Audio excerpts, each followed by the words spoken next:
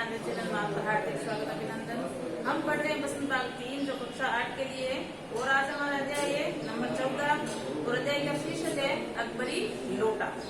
तो इसके लेखक है अन्नपूर्णा जी वर्मा और ये हमने कल अन्नपूर्णा जी वर्मा का जीवन परिचय और साथ में अकबरी लोटा का कुछ अंश पढ़ा था। बाकी पढ़ा अंश आज हम पूर्ण करेंगे।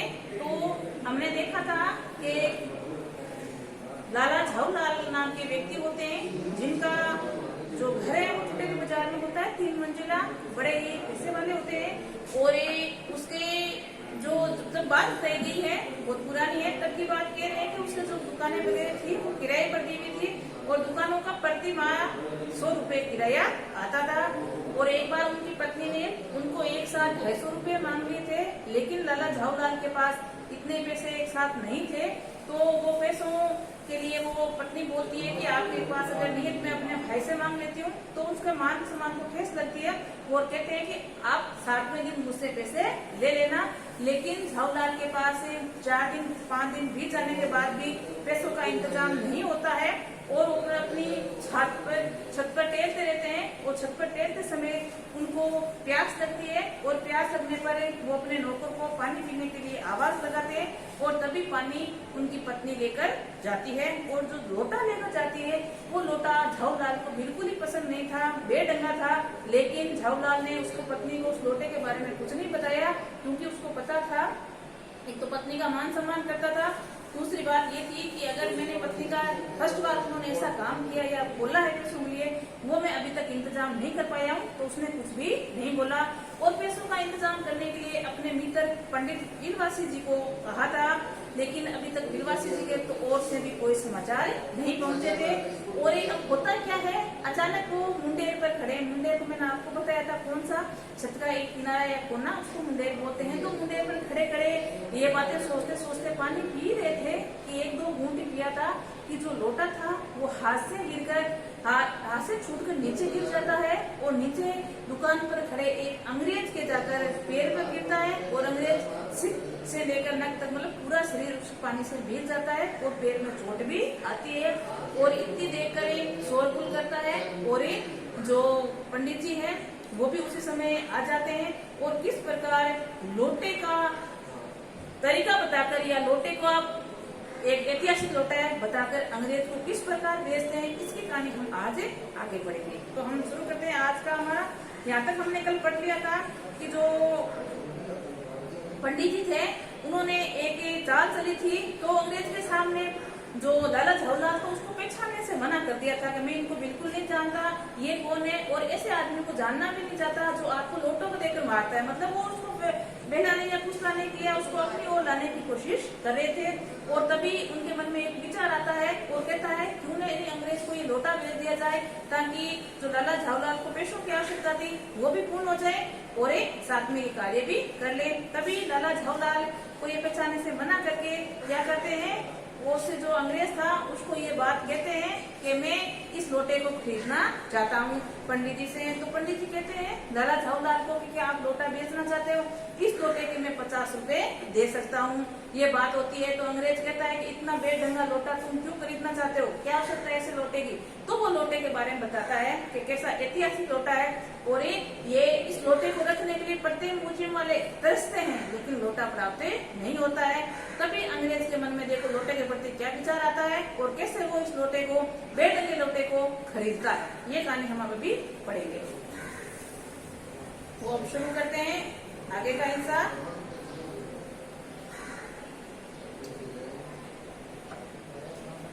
ये रपट वाली बात हो गई। अब क्या वो जो पंडित जी हैं वो लोटे की प्रशंसा करके देखो बताते हैं कि इस प्रकार का क्यों प्रसिद्ध है लोटा, ऐतिहासिक लोटा क्यों है। जी जनाब, 16वीं शताब्दी की बात है। बादशाह हुमायूं शेर शाह से हारकर भागा था और सिंध के रेगिस्तान में मारा मारा फिर रहा था। ये अवसर पर प्यास से उसकी जान निकलती जा रही थी। उसी समय एक ब्राह्मण ने इसी लोटे से पानी पिलाकर उसकी जान बचाई थी। लोटा ऐतिहासिक किस प्रकार रहा, ये कहानी किसने बताई है, पंडित जी ने। किसको, अंग्रेज को। कह रहा है कि ये लोटा 16वीं शताब्दी के समय जब बादशाह हुमायूं कौन था, आपने इतिहास में पढ़ा होगा, मुगल शासक था, बाबर का बेटा हुमायूं। तो हुमायूं को और शेर शेरशाह के बीच में एक युद्ध होता है और उस युद्ध में हुमायूं हार जाता है और शेरशाह की विजय होती है। तो हुमायूं अपने स्थान को छोड़कर वहां से उनको भागना पड़ता है और यही बात कह रहे हैं कि भागते समय वो रेगिस्तान पहुंच जाता है और रेगिस्तान के अंदर उनको प्यास लगती है और प्यास के मारे वो मारा मारा फिरता है। तभी ये लोटे से ही वो पानी पिलाया जाता है या उसकी प्यास बुझाई जाती है। इसीलिए ये लोटा क्या है, ऐतिहासिक लोटा है। और ये आगे देखो लोटे की और भी कई प्रश्न बताई गई है।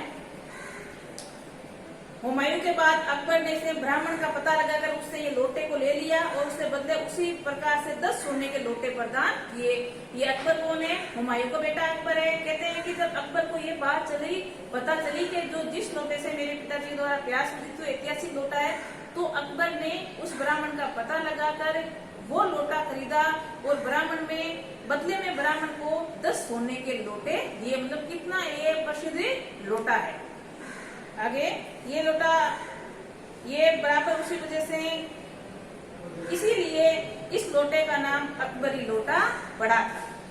तो आपका चैप्टर में जो शीर्षक है वो अकबरी लोटा ही है। तो कहते हैं इसी कारण इसका नाम क्या पड़ गया है, अकबरी लोटा। वह बराबर इसी के बज्जू करता था। बज्जू मतलब सुबह सुबह जो दामतुन किया जाता है उसको कुल्ला किया जाता है, उसको बज्जू बोलते हैं। कि अकबर हमेशा इसी लोटे से पिताजी की निशानी मान लीजिए या उसकी याद मान लीजिए, इस कारण वो उसी लोटे से सुबह सुबह कुल्ला करता था। सन 57 तक उसके शाही घराने में रहने का पता है। मतलब ये उसको अंग्रेज को बातें कहानी गढ़ के रूप में बता रहा है कि मैंने सुना है 57 ईस्वी तक तो उसके शाह घराने में रहा था। मतलब अकबर के पास ये लोटा सुरक्षित रहा था, पर उसके बाद लापता हो गया, मतलब गायब हो गया। कलकत्ता के म्यूजियम में इसका प्लास्टर का मॉडल बना हुआ है। पता नहीं ये लोटा उस आदमी के पास कैसे है। या कहते हैं कि लोटा गायब होने के बाद जो म्यूजियम क्या होता है, जो पुरानी चीजें हैं उसको संजो को रखा जाता है याद के रूप में, ताकि उसकी हम जान पहचान या परख सके कि पहले इतिहास के पुराने समय में इस प्रकार की वस्तुएं भी हुआ करती थी। तो कहते हैं कि उस म्यूजियम में लोटा नहीं होने के कारण उसका मॉडल के रूप में प्लास्टिक का लोटा बनाकर रखा गया है। ये लोटा पता नहीं इस व्यक्ति के पास कैसे पहुंच गया।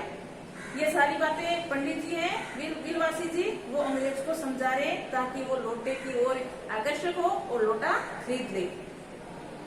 आगे म्यूजियम वाले को पता चलेगा तो फैंसी पेस्ट दाम देकर खरीद जाएंगे। अगर उनको पता चल गया कि जो लोटा हमें काफी दिनों से उस लोटे की तलाश थी और वो लोटा यहाँ है, तो वो जितनी कीमत ये बोलेगा उतनी कीमत देकर ये लोटा उनसे खरीद कर लेकर जाएंगे।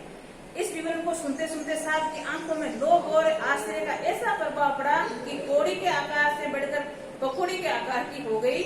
उसने बिलवासी से पूछा, तो आप इस लोटे का क्या करिएगा? अबे अंग्रेज के मन में भी ये विचार आया या उसके समझ में आई ये चीज कि लोटा कितना ऐतिहासिक है। तो अंग्रेज कहता है कि आप पंडित जी इस लोटे से क्या करेंगे? आपको इस लोटे की क्यों आवश्यकता महसूस हो रही है? आप इसको क्यों खरीद रहे हो? मतलब अब अंग्रेज के मन में ये विचार आ गया है कि क्यों ना लोटा मैं खरीद लूं।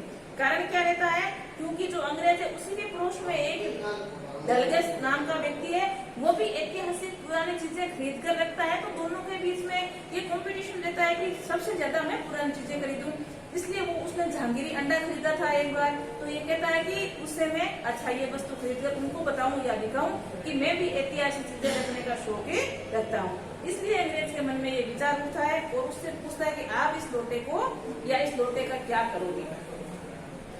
मुझे पुरानी और ऐतिहासिक चीजों के संग्रह का शौक है। तो पंडित जी कह रहे हैं, बिलवासी जी अंग्रेज से कहते हैं कि मुझे भी पुरानी चीजें इकट्ठी करने का शौक है, शौकीन हूँ मैं, रखता हूँ, इसलिए इस लोटे को खरीदना चाहता हूँ। मुझे भी पुरानी और ऐतिहासिक चीजों के संग्रह करने का शौक है। तो वो जो अंग्रेज है वो भी कहता है कि मुझे भी ऐसी पुरानी चीजें खरीदने का और संग्रह करने का शौक भी है। जिस समय ये लोटा मेरे ऊपर गिरा था उस समय मैं यही कर रहा था। उस दुकान के पीतल की कुछ पुरानी मूर्ति खरीद रहा था कि लोटा जब आकर छत से आकर मेरे पर गिरा था तब मैं पुरानी वस्तु ही खरीद रहा था। जो नीचे दुकान है उसमें पीतल की पुरानी मूर्ति ही ले रहा था। जो कुछ हो लोटा मैं ही खरीदूंगा। अब पंडित जी कह रहे हैं अंग्रेज से कि हो सकता है आपको पुरानी वस्तुएं रखने का शौक हो, संग्रह करने का शौक हो, लेकिन मुझे भी है, इसलिए ये लोटा तो मैं ही खरीदूंगा।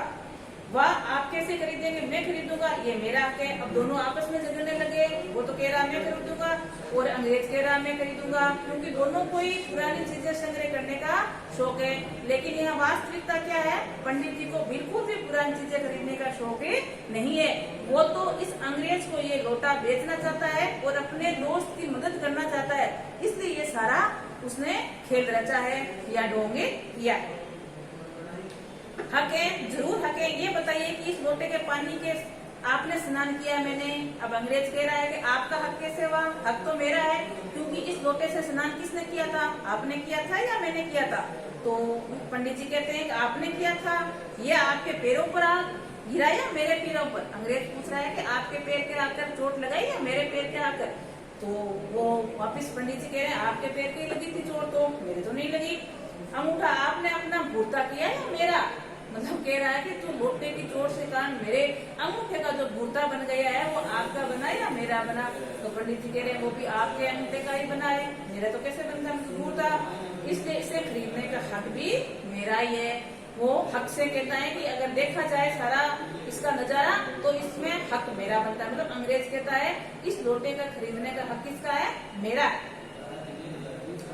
ये सब बकवास है, दाम लगाइए, जो अधिक देगा वो ले जाएगा। अब पंडित जी कह रहे हैं कि कोई नहीं, अगर तेरा हक है तो होने दे, हम दोनों ऐसा करते हैं जो ज्यादा पैसा देगा वो इस लोटे को खरीदेगा।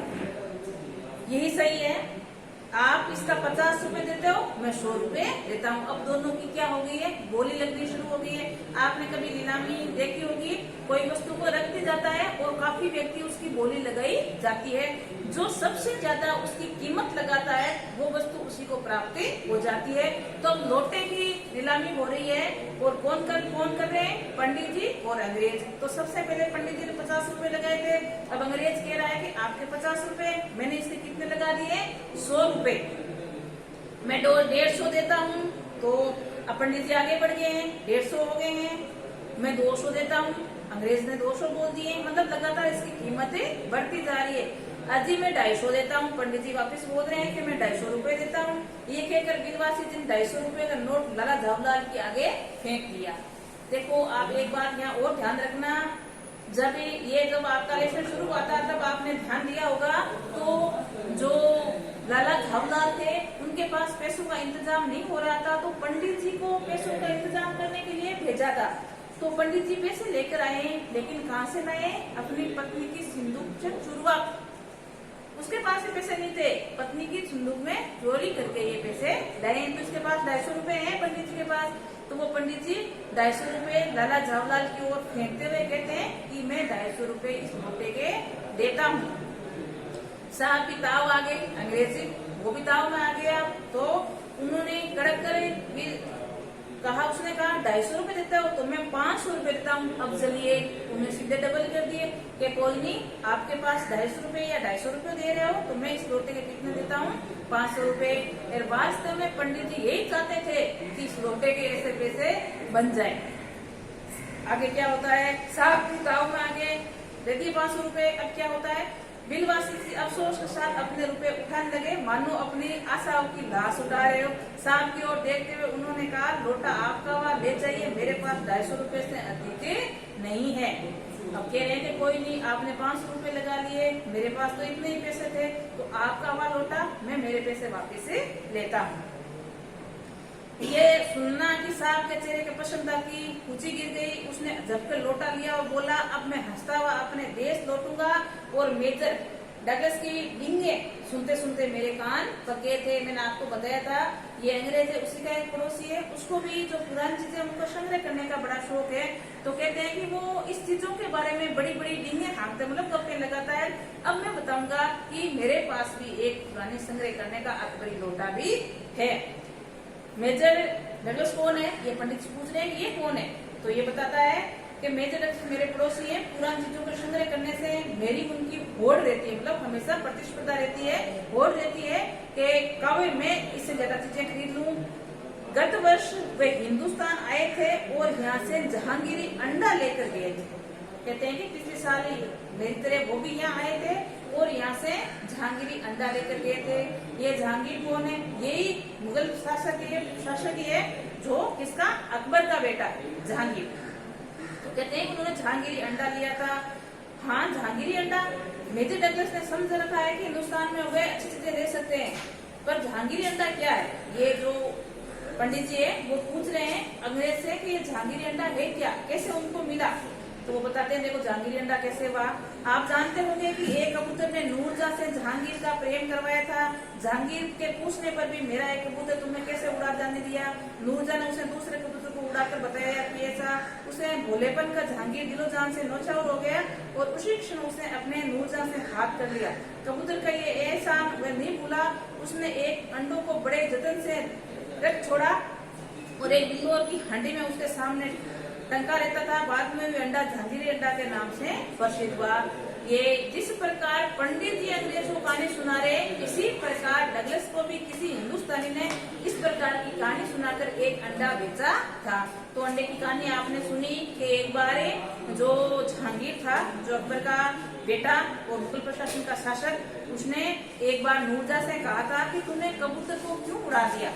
तो नूरजहां ने दूसरा कबूतर उड़ाकर बताया कि मैंने कबूतर को ऐसा उड़ा दिया। तो इस भोलेपन के कारण जहांगीर को शाहजहां पसंद आ गई और उससे शादी कर ली। लेकिन कबूतर ने अपना एहसान चुकाने के लिए उनको एक अंडा दिया था और वही अंडा क्या कहलाया था? जहांगीरी अंडा। ये कहानी कौन बता रहा है? अंग्रेज बता रहा है, पंडित जी। तो इस प्रकार डगलस को एक जहांगीरी अंडा प्राप्त हुआ था। ये बात है। हाँ, अब आप मेरे आगे दूनी नहीं ले सकते। मेरा लोटा आपके जहांगीरी अंडे से भी एक पुश्त पुराना है। मतलब आप समझ गए होंगे एक पुश्त पुराना कैसे बताया है, क्योंकि जहांगीर का पिता था अकबर, तो एक सदी पुराना हो गया ना। तो कहते हैं कि अब मैं उसको बताऊंगा कि आप जो अंडा लेकर आए उसके बाप का मैं लोटा लेकर आया हूँ, मतलब अकबरी लोटा लाया हूँ। तो एक पुश्त उससे पुराना मेरा हो गया। आगे देखो क्या होता है। इस रिश्ते से तो आपका लोटा इस अंडे का बाप हुआ। मतलब वो पिता पुत्र थे ना, अकबर और जहांगीर, तो उसके रिश्ते से बता रहे हैं कि लोटा है वो क्या हुआ है? अंडे का बाप हुआ है, मतलब पिता में है। साहब ने लाला झाऊलाल को 500 रुपए देकर अपनी राह ली। अब जो लाला झाऊलाल था उसको लोटे के जो बेढंगा लोटा था कभी भी लाला झाऊलाल को पसंद नहीं था। आज उसको लोटा कितना उपयोगी आया और काम आया। उस लोटे के ही 500 रुपए उसको प्राप्त हो गए। तो 500 रुपए दिए और लाला झाऊलाल का चेहरा उस समय देखने लायक बनता था। मतलब वो खुशी भी जाहिर नहीं कर सकता था और जो चेहरा उसका देखने लायक था, कहते हैं कि वो अलग ही था नजारा। जान पड़ता है कि मुंह पर 6 दिन से बड़ी हुई दाढ़ी का एक एक बाल मारे प्रसन्नता से लहरा रहा है। मतलब ये वो पंडित जी लाला झाऊलाल की प्रशंसा करके हमें बता रहे हैं कि वो इतने खुश थे कि उन्होंने 6 दिन के अंदर या परेशानी के कारण अपनी जो शेविंग वगैरह नहीं की थी, तो आज जो दाढ़ी का प्रत्येक बाल है वो लहरा रहा है खुशी के कारण कि जो मुझे लोटा कभी पसंद नहीं था, बेढंगा था, उसी लोटे ने आज मुझे 500 रुपए दिलवा दिए। तो बड़े जो पंडित तो लाला झाऊलाल थे वो बड़े ही खुश थे, प्रसन्न थे। उन्होंने पूछा, बिलवासी जी मेरे 250 रुपए घर से लेकर आए पर आपके पास तो थे ही नहीं। अब पंडित जी को पूछ रहे हैं कि आपने पैसों का प्रबंध किया कहाँ से? आप तो बता रहे थे मेरे पास तो पैसे नहीं है। तो देखो पंडित जी बताते हैं कैसे उन्होंने 250 रुपए का इंतजाम किया। मैंने तो आपको पहले ही बता दिया कि वो अपनी पत्नी की सिंदूक से चुरा कर लाए थे। देखो बताते हैं पंडित जी, इस वेद को मेरे लिए सिवाय मेरा ईश्वर ही जानता है। आप उसी से पूछ लीजिए, मैं नहीं बताऊंगा। पर आप चले कहाँ? अभी मुझे आपके काम के 2 घंटे 2 घंटे तक। हाँ, और क्या? अभी तो आपकी पीठ ठोकर शाबाशी दूंगा, 1 घंटे उसमें लगेगा, फिर गले लगाकर धन्यवाद दूंगा, 1 घंटा उसमें लगेगा। ये जो लाला झाऊलाल है वो पंडित जी को कह रहा है कि आपको मेरे को 2 घंटे देने पड़ेंगे, क्योंकि 1 घंटे तो मैं आपको पीठ ठोकर शाबाशी दूंगा। क्यों शाबाशी देंगे? क्योंकि बेढंगे लोटे के पंडित जी के कारण तो 500 रुपए मिले हैं, इसलिए। और 1 घंटे में आपको गले लगाकर धन्यवाद दूंगा। तो आपने मेरी लाज रख ली, इसलिए कह रहे आपके 2 घंटे अब मुझे देने पड़ेंगे। अच्छा, पहले 500 रुपए गिनकर सेज लीजिए कि कोई नहीं दे देना शाबाशी वगैरह। जो आपको 500 रुपए मिले पहले आप उनको तो रख लीजिए सेज कर। रुपए अगर अपना हो तो उसे सेजना एक ऐसा सुगत मनमोहनकारी एक मनुष्य उसे समय सेज में तन्मयता प्राप्त कर लेता है। कहते हैं खुद के पैसे हो उसको सेज कर मतलब संभाल कर रखना होता है तो मनुष्य के अंदर एक तन्मयता आ जाती है। लाला झाऊलाल ने अपना कार्य समाप्त करके ऊपर देखा पर बिलवासी जी उस समय अंतर ध्यान हो गए। अंतर ध्यान होना मतलब गायब होना। तो पंडित जी वहां से चलते बने। काम गए अपने घर पर जो पत्नी के सिंदूक से पैसे चुराए थे वापिस रखने के लिए। देखो क्या करते हैं, उसी दिन रात्रि में बिलवासी जी को देर तक नींद नहीं आई। नींद नहीं आने का कारण आप समझ गए होंगे, क्योंकि जो पैसे थे वो चोरी के थे, वापिस रखने थे, इसलिए उनको नींद नहीं आ रही थी। वे चादर लपेटे चारपाई पर पड़े रहे।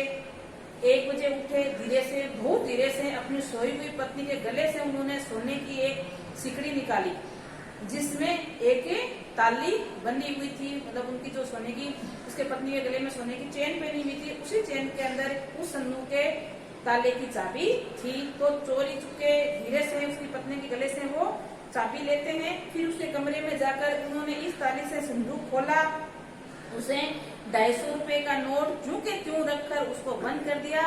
फिर दबे पांव लौट कर ताली को उन्होंने पूर्तिवत अपनी पत्नी के गले में डाल दिया, मतलब वापिस चाबी को वहीं रख दिया जहाँ थी। और उसके बाद उन्होंने हंसकर अंगड़ाई ली और दूसरे दिन सुबह 8 बजे तक आराम से चैन की नींद सोए। मतलब उन्होंने जो काम किया था या मान लीजिए चोरी का काम किया था वो उन्होंने हो गया। तो ये था आपके पाठ अकबरी लोटा। किस प्रकार देखो बेढंगी लोटे का या कलाकारी के कारण उसके 500 रुपए उनको प्राप्त हो गए। अब इसी संबंधित मैं आपको कुछ प्रश्न पूछती हूँ, जिससे पहला प्रश्न आ गया। लाला ने लोटा ले लिया, बोले कुछ नहीं, अपनी पत्नी को बेढंग मानते हैं। तो कहते हैं कि लाला झाऊलाल को जिस लोटे से पत्नी ने पानी पिलाया था वो बेढंगा था, फिर भी लाला झाऊलाल चुप क्यों रहे? अपने विचार बताइए। तो मैं अपने विचार से ये कह सकती हूँ कि लाला झाऊलाल अपनी पत्नी का मान सम्मान करते थे। और दूसरी बात ये थी कि वो उसकी पत्नी के सामने इसलिए चुप रहे क्योंकि उसकी पत्नी ने उनसे 250 रुपए मांगे थे और 5 दिन बीतने के बाद भी लाला झाऊलाल से 500 रुपए का प्रबंध नहीं हो पाया था, इसलिए वो चुप रहना ही उन्होंने अच्छा माना या अच्छा समझा। सेकंड क्वेश्चन है आपका, लाला झाऊलाल ने फौरन 2 और 2 जोड़कर स्थिति को समझ लिया। आपके विचार से लाला झाऊलाल ने कौन सी बात को समझ लिया था? तो लाला झाऊलाल जब अपनी छत की मुंडेर पर खड़े थे और उस बेढंगे से लोटे से पानी पी रहे थे, तभी 1-2 घूंट लिया कि लोटा हाथ से गिरकर नीचे गिर जाता है और नीचे खड़े एक अंग्रेज पर गिरता है और अंग्रेज को पूरी तरह भिगो देता है और उसके पैर में चोट भी आती है। और शोरगुल सुनकर जब लाला झाऊलाल नीचे आते हैं तब अंग्रेज को भिगा देकर वो समझ जाते हैं कि ये मेरे लोटे का ही कमाल है। तो ये था 2 और 2 जोड़कर वो समझने की बात। तीसरा आपका क्वेश्चन है, अंग्रेज के सामने बिलवासी जी ने लाला झाऊलाल को पहचाने तक से क्यों इनकार कर दिया? तो आपके विचार से बताइए कि लाला जो पंडित जी थे वो अजीब सा व्यवहार क्यों कर रहे थे? तो ये पंडित जी की एक चाल थी लाला झाऊलाल को नहीं पहचानने की, क्योंकि वो अंग्रेज के सामने ये जताना चाहिए। अगर अंग्रेज को ये पता चल जाता कि पंडित जी का लाला झाऊलाल मित्र है तो वो इसको भी खो सकते, कुछ खरी खोटी सुनाते और लोटा भी नहीं खरीदते। इसलिए पंडित जी है वो अंग्रेज के सामने लाला झाऊलाल को पहचानने से इनकार कर रहे थे। अगला क्वेश्चन है आपका, बिलवासी जी ने रुपयों का प्रबंध कहाँ से किया था? तो अभी अभी आया है, बिलवासी जी ने रुपयों का प्रबंध अपनी पत्नी की संदूक से चोरी करके किया था, क्योंकि उनके पास भी पैसे नहीं थे और अपने मित्र को देना जरूरी थे, इसलिए उन्होंने ऐसा कदम उठाया। अगला आपका क्वेश्चन है, आपके विचार से अंग्रेज ने पुराना लोटा क्यों खरीदा था? बताइए वास्तविक कारण क्या था? तो अंग्रेज के जो पड़ोस में रहते थे डगलस, वो भी पुरानी संग्रह या पुरानी चीजों का संग्रह करने का शौकीन रखते थे और दोनों में पुरानी चीजों का संग्रह करने की होड़ लगी रहती थी, प्रतिस्पर्धा लगी रहती थी। इसी के कारण अंग्रेज ने ये अकबरी लोटा खरीदा था, क्योंकि एक बार हिंदुस्तान आए थे डगलस, तब उन्होंने जहांगीरी अंडा खरीद कर लेकर दिए थे। तो ये भी चाह रहा था कि मैं उनसे और अच्छी या बेहतर चीज खरीदूं, इसलिए उन्होंने अकबरी लोटे को खरीदा था। तो ये था आज आपका लेसन अकबरी लोटा, हमने कंप्लीट किया है और साथ में इसके प्रश्न उत्तर भी। आज के लिए इतना ही, नमस्कार।